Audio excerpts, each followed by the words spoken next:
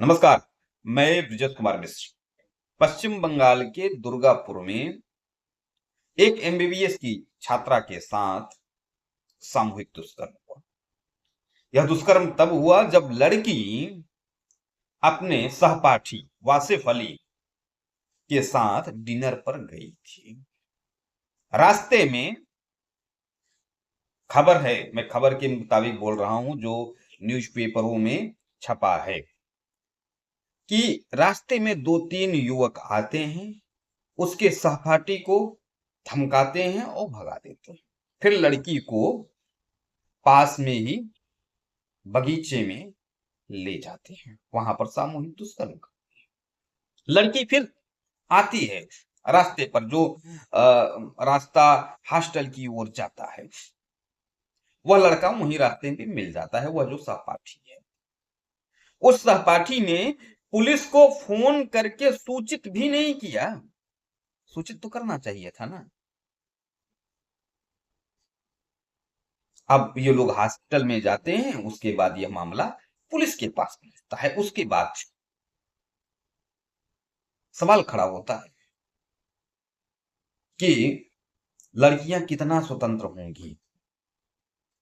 कुछ लोग कह रहे हैं, मैं देख रहा हूं, कि क्या लड़कियों को रात में निकल नहीं सकती, उनको ताला बंद कर दिया जाए। लड़कियों को नहीं भैया, रात में लड़के भी नहीं निकलते हैं।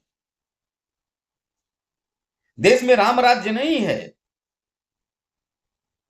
ये सोचना हम कब बंद करेंगे? कलयुग चल रहा है, घरों में लोग सुरक्षित नहीं है और बाहर तो तमाम जुआरी शराबी चरसी गजेड़ी घूम रहे हैं और दोनों तरफ से घूम रहे हैं। लड़कियां भी घूम रही हैं, दारू पिए घूम रही हैं सड़कों पे अपने अपने बॉयफ्रेंडों के साथ। लड़के भी दारू पिए। मैं, कोई कह देगा आप लड़कियों को सिर्फ क्यों कह रहे हो, लड़कों को क्यों नहीं कह रहे हो? लड़के भी घूम रहे हैं दारू पीकर। जो पढ़ने वाले हैं, ये क्या कहते हैं, एमबीबीएस स्कूलों में, इंजीनियरिंग स्कूलों में सिगरेट फूंक रहे हैं। अब मैं एक घटना बता रहा हूं, नोएडा की घटना बता रहा हूं कि गोल्फ कोर्स मेट्रो स्टेशन के पास थोड़ी सी दूरी पर मैंने देखा। मैं पैदल आ रहा था, सुनसान जगह था और एक लड़का एक लड़की के साथ बाइक पर बैठकर सिगरेट पी रही थी, बगल में बिल्कुल अंधेरा था। अब वहां पे कुछ गड़बड़ हो जाए तो वो जाकर थाने में कहेगी कि हमारे साथ दुष्कर्म हो गया और लड़कियां सुरक्षित नहीं हैं। ये विक्टिम कार्ड खेलना बंद होगा। हम कह रहे हैं, हम ही रास्ते में जा रहे हैं, चोरी हो जाए, कुछ अनहोनी हो जाए। ये लड़का और लड़की में जो भेद है, ये बंद करिए। और ममता बनर्जी जी ने बिल्कुल ठीक कहा है कि रात में बाहर न निकले लड़की। हर लड़की के पीछे पुलिस नहीं रह सकती। ये सिर्फ पश्चिम बंगाल की बात नहीं है, ये पूरे भारतवर्ष की बात है। ऐसा नहीं है कि रेप सिर्फ पश्चिम बंगाल में होता है। हाँ, सरकार का नजरिया कैसा हो सकता है कि भाई अपराधी कौन है, उसको उसका इनकाउंटर किया जाए कि नहीं किया जाए। कभी कभी फर्जी भी हो जाते हैं, ज्यादातर रेप के मामले फर्जी होते हैं। अब ये हो सकता है कि वो जो सहपाठी था उसने ही तीनों बच्चों को बुलाया हो। तो ज्यादातर मामलों में मैं देखता हूं कि लड़की बॉयफ्रेंड के साथ घूम और अराजक तत्व घूम रहे होते हैं और ऐसे जगहों पे बैठी होती हैं। आंखों से मैं देख रहा हूं, पार्कों में चले जाइए, देखेंगे तो जहां बिल्कुल झाड़ी होगी, उस झाड़ी के पास जाकर वो बैठेंगे, बिल्कुल कोने में, दोपहर में जाएंगे। तो इस प्रकार की घटनाएं हमेशा होती रहती हैं।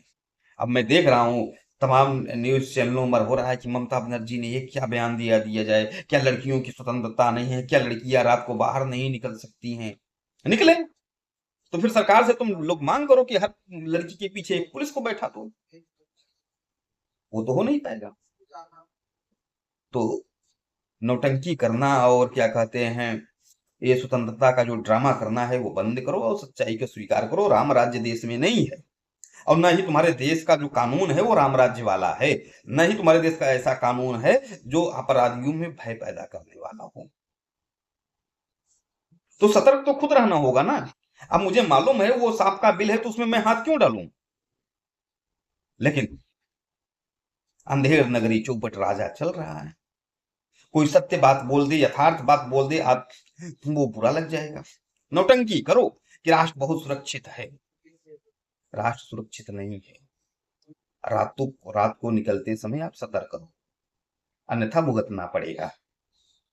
और दुष्कर्म जैसे केस कब कम होंगे? जब दंड सार्वजनिक दिया जाएगा और दुष्कर्म का मिसयूज न हो। उसके भी प्रावधान बने। जो झूठे आरोप, फर्जी आरोप लगाए जाते हैं, उनको और कठोर दंड दिया जाए।